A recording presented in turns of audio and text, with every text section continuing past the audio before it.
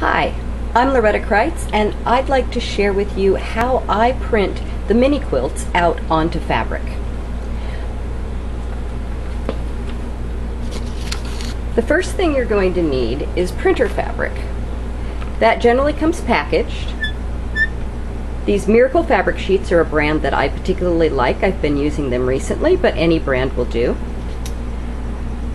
The fabric sheets come with a paper backing and fabric on the one side. Now, you're going to want to load the fabric into the printer paper tray. You can also use the single feed if your printer has one. My printer flips the sheet over in the printing process, so I'm going to load it into my printer tray with the paper side up and the fabric side down. Once I drop that back into my printer, I'm ready to print out my quilt. I go back to my computer.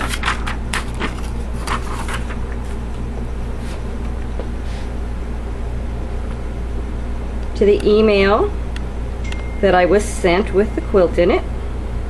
And I'm going to click on the little part here that says, you can barely see it on the computer here, but it's right underneath the image and it says click to download. That's going to bring me up to another screen.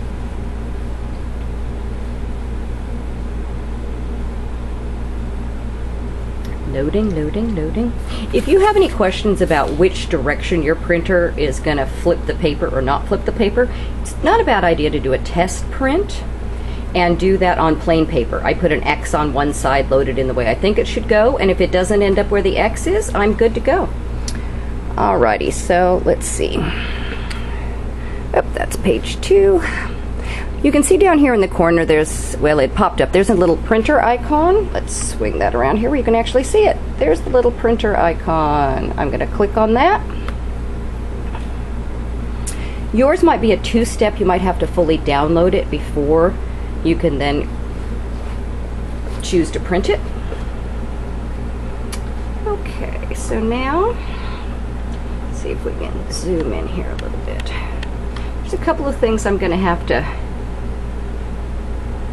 request here on my focus up.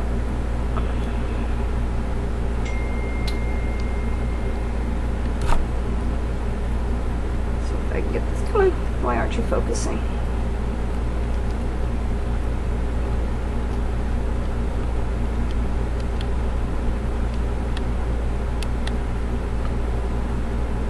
Okay, well, let's see. Whoops. I warned you. Okay, so one of the things that's important here is you do not want here where it says options fit to page to be clicked.